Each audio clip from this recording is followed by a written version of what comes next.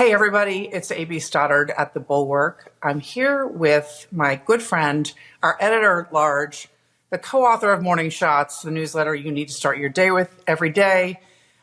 We'll just call him the Grand Poobah around here at the Bulwark, Bill Kristol. And we are coming together to have a chat, like we do often off camera, about the final stretch of the campaign, maybe the final stretch of democracy. Things are getting crazy. The Republican convention starts next week. We're going to get a vice presidential running mate announcement from Trump any day now. The Democrats don't know what to do about who they should nominate. They don't know what to do about Joe Biden.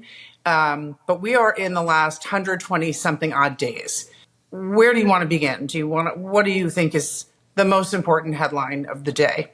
Biden, because, it doesn't happen very often. It's never happened for us, for a person who's locked up the nomination to then face serious calls that he withdraw, that he step aside from being the nominee of one of our two major parties. So some of the people on the left who are Biden supporters, and on the left, but maybe more, let's say the Democratic Biden world, very annoyed that the press is paying too much attention to this story. But this is a huge story. It's like being in the middle of Watergate and saying, it's not like Watergate is a scandal, but it's like being in the middle of Watergate where Nixon might have left the presidency and saying it's too much coverage of Watergate. What about all these other, what's going on in the other party? There's some primary in North Carolina for the Senate. It's not the same.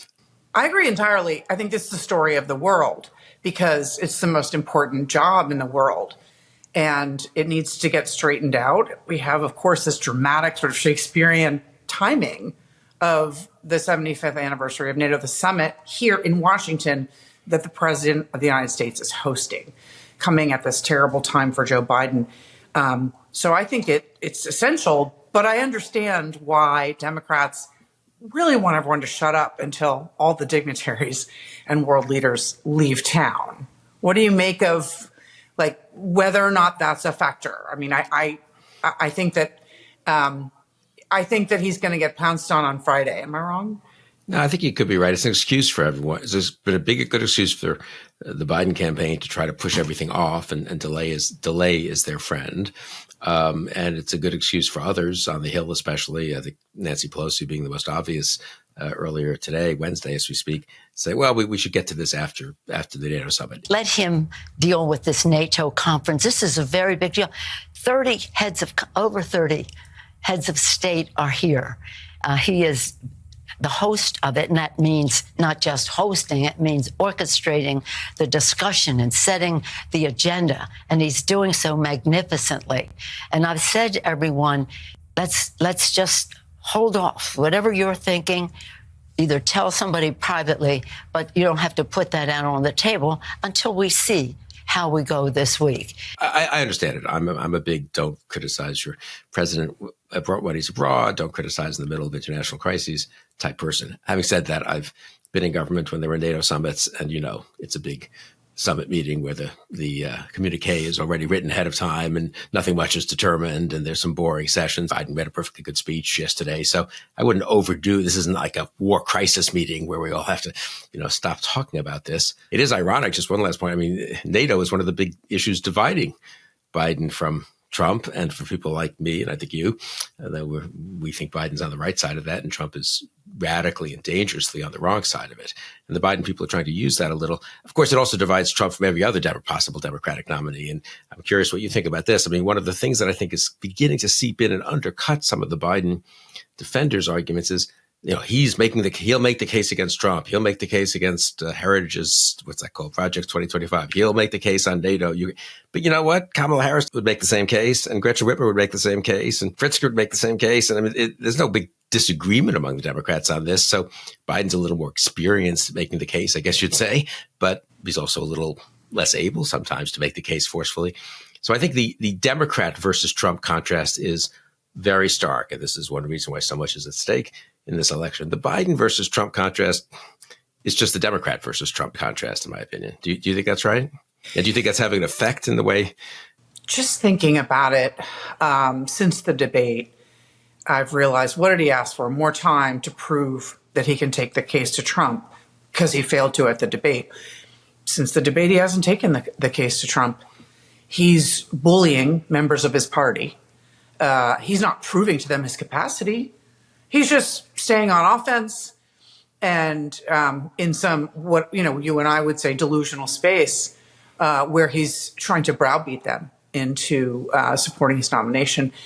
And the more I think about it, Bill, the more some Democrats have said to me, he can only preserve his legacy through stepping aside. The only way Democrats can run on the Biden legacy is if he steps aside. If he doesn't, they're not really doing it. They're running from him in their campaigns and frontline districts and competitive Senate races. And then he is not actually able to draw that contrast with Trump. He's just not very good. He can stand in front of a lectern on teleprompter and do this and that, but he cannot make the case, a fiery case 5 times a day, nor can he debate him again. And in the way that I could see Kamala Harris or Gretchen Whitmer or Gina Raimondo drawing the contrast on NATO, on Ukraine, on democracy, on abortion, on the economy, really defending, Biden's record on inflation, everything. So the more I think about it, the more I think, I knew he wasn't a strong enough candidate. He should step aside days ago, a week and a half ago. But the more I think about it, the more I realize he hasn't done what he promised he would on June 28th, telling everyone, right, that he was going to step in and he was going to be the vigorous campaigner and he's going to prove the doubters wrong. He's bullied, but he hasn't proved the doubters wrong. No, that's really a shrewd observation. Actually, I hadn't quite thought of it that way. You and I have thought he shouldn't run for a year and a half. So I suppose we were either ahead of the curve or we were wrong then and wrong now, I suppose. But you're right. It's not as if he's showing people, yes, this is why you should think Biden has a better chance to beat Trump or better chance simply to make the arguments against Trump. I'm curious, you covered the Hill much more closely than I. I've sort of avoided the Hill for most of my Washington career. I'm struck by the number of people now coming out, though, today, after it seemed like he had damped it down yesterday and the real arm twisting, the real White House pressure. And suddenly a bunch of members of both the Senate and the House, maybe more so notable, I'd say, in the House, especially some of the ones in swing districts, have come out today pretty unequivocally. Some of them are more in the in-between. I hope he thinks about this, but some of them are just saying he shouldn't run. They must be getting, that's why I'd like your judgment. I feel like maybe they're just getting polls now that, it's Wednesday, right? So this all happened now, 11 days ago or something. We had July 4th weekend, pretty hard to know what was going on that week. If you were running, you would have your polls to go in the field Monday night, maybe Monday night and Tuesday night to find out what's going on in my district. And the way people are talking today feels to me from afar, but I defer to your judgment on this, like they've all gotten memos this morning at 9 a.m. that, the bottom just fell out and we went from +1 to -7 in our district. Well, terrible poll in Wisconsin yesterday, and then we saw last night Cook Political Report move a bunch of ratings in 6 key swing states towards Trump. Lean D to toss up or toss up to lean R. Really bad news for Biden. And the Biden campaign also in these last 10 days, Bill, have not shown us these glorious polls that show him in a commanding lead like he was in 2020. He started from behind before the debate. It's gotten worse. And now we see, just additional evidence in polling. I don't think they have the data. I think they're just using offense and trying to pressure people and telling them that no one else can win, which is really amazing if you think about what a statement it is about his vice president's ability to run. But what I think is interesting is you get this letter on Monday. The Congressional Democrats gather on Tuesday. It's very morose. It's very intense. They don't have unity between them. People are like, the pro-Biden Democrats are like, come on, we don't have a choice. And then you get Pat Ryan, Seth Moulton, and Mikey Sherrill all come out after it was sewn up by the White House, after he had quelled the rebellion. They're all veterans. These are tough people. And I feel as if maybe I'm looking for a unicorn, but couple that with Nancy Pelosi's remarks and Joe Manchin's from a few days ago who said, just wait until this week is over and we'll see.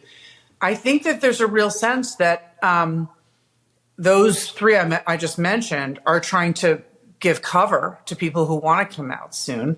What I think is hilarious after Senator Bennett from Colorado basically came out and was very explicit last night on CNN, he thinks that the party will go down, not just the White House, the Senate, the House, everything. Donald Trump is on track, I think, to win this election and maybe win it by a landslide and take with him the Senate and the House. I think it's so interesting that senators have adopted a different tactic, which is they pretend that Joe Biden hasn't made a decision and hasn't bullied them. They say, we just really look forward to him making a decision. We know he'll do the right thing, and they're just pretending that he hasn't tried to get them in line. And that, to me, says that there's only a matter of time before everyone puts up a public wall blocking Joe Biden. Do you think that? Yeah, I think I remember saying a week ago, this I think I got right, that, when you get into these kinds of really frantic and high pressure crises, it gets volatile and it gets very zigs. There are lots of zigs and zags. And I remember talking to our colleagues on Friday, and he's 95% certain to be gone in 4 or 5 days. And I thought, well, that's probably true too. And then by yesterday, I'd say it was, oh no, they suppressed the rebellion. It's all over. These things are not, I'm old enough to remember Watergate. You certainly aren't. And, there were many times during Watergate where one thought Nixon would survive. It looked like he had doused the flames, and then, of course, the new things came out. And in this case, I'm not sure we're getting new things, though we're getting some confirmation of things. Some people were making fun of George Clooney this morning for, putting a rather pretty bad, well-written op-ed in the New York Times. Pretty bad because he was with Biden. He is a genuinely committed Democrat. He's had huge fundraisers for all these characters, Obama and Biden and so forth. He knows Biden. As he said, I really love Joe Biden. And then he said, look, the Biden I saw 3 weeks ago I think it was at his house, actually, and is the Biden we saw on television. It's not the Biden I saw in 2010 or the Biden I saw in 2020. That is a first-person testimony by someone who's a serious person. I mean, we can dismiss Hollywood and all this, but he's putting his own name on this. And This isn't just a kind of cute ad or, he's saying, I saw him and he's not up to it. And we need to do better because we need to beat Trump, which I think he genuinely deeply believes. So I think if you look at that and you think, boy, I mean, he didn't have to say that. No one was asking. George Clooney could easily have avoided the press for the next, week or 2 or 3, right, on this topic. So I was a little struck by that. Because he feels it's an emergency the way you and I and so many millions of people do. And that's not the way the White House is acting. From minute one after June 27th, they have not met this moment with the same. If the threat was that dire, they wouldn't be approaching it this way. We have to, in the interest of time, move on to Trump. What are your thoughts? Because before we meet again, we could have a running mate. Where do you rank them? What do you think? What's your prediction? What's the vibe? I don't know. I was once good at picking running mates. I was good at predicting them. I predicted Palin in 2008. I predicted Ryan in 2012 for Romney, partly because I used to be plugged in with Republicans, and so were my colleagues at the Weekly Standard. And, we picked up a lot of gossip, info, third-hand kind of indications. I'm not really plugged in with the Trump world, so I don't, you'll be surprised to hear. So I have no real knowledge of what's going on. It feels to me like Trump campaign certainly wants Trump to be cautious, responsible, to err on the side of not provoking anyone. He doesn't need to rile up his base anymore. He needs to get all those people who are drifting away from Biden. That's why they've moderated on abortion. They walked away from that heritage project as much as they could, and so forth. Consistent with that would be picking a neutral or inoffensive vice president, which presumably Burgum might be the most obvious. Governor Burgum of, is it North Dakota or South Dakota? I can't remember. North. The only reason there were 2 Dakotas, this was like a Republican thing in the 1880s when they let them into the Union in the 90s. They wanted 4 votes in the Senate instead of 2. There was not actually like a North Dakota and a South Dakota. Anyway, I think Burgum would be that pick. But I also think now he's looking at it, if Biden's going to stay, maybe he goes younger. I made this point in Morning Shots. Maybe he goes for the Rubio, Cotton, Vance generation. And I think of those 3, Cotton actually is the safer pick. Business people would like him. Donors would like him. Vance is a little too out there maybe on the MAGA stuff. Rubio has that weird history with Trump, and he's from Florida as well. So I guess my long shot pick based on zero knowledge, just like thinking about it, is Cotton. Interesting. Okay, well, we had a great piece from Mark Caputo at the Bulwark about this. J.D. Vance's beard is not popular with Trump, but if he shaves it, he looks 12, which I thought was fascinating. But Trump thinks he's central casting because he's so good looking, and he loves the way he defends him. I think it's down to Vance or Burgum. I thought it was going to be Rubio, but he doesn't need to.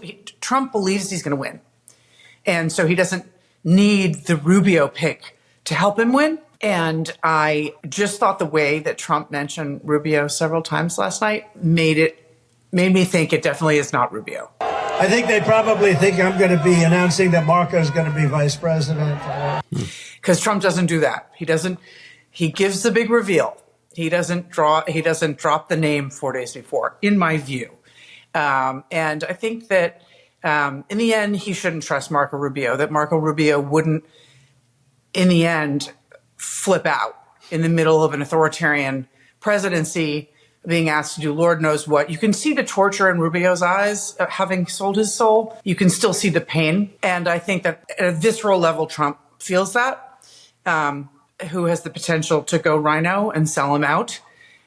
So that's my gut, Burgum or Vance. But Lord only knows what will happen between now and the next time we talk Bill. I hope have movement on Joe Biden.